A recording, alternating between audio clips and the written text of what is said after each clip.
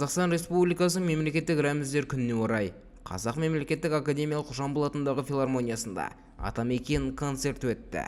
Іс-шараны Нұрғиса Тілендиев атындағы академиялық фольклорлық этнографиялық отырар саз оркестрі ұйымдастырды.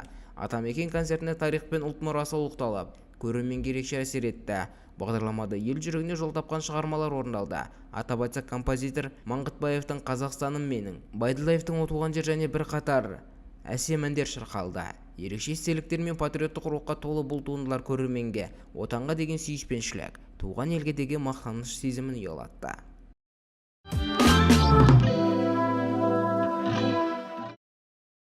Іс-шара Март сауда орталығының алдында өтті. Шара барысында 100 жас жиналып, Қазақстан Республикасының мемлекеттік әнұранын бір дауыспен орындады. Бұл бастама жастардың отанға деген сүйіспеншілігін арттырып, мемлекеттік рәміздерге деген құрметті насихаттауға бағытталған.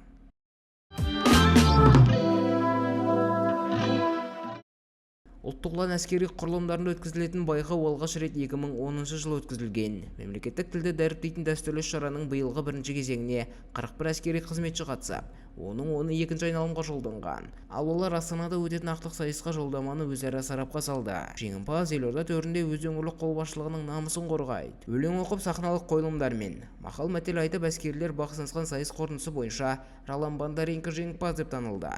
Қатысушылар мен жеңімпаздар және жүлдегерлер арнайы дипломдармен марапатталып, оларға бағалы сыйлықтар табысталды.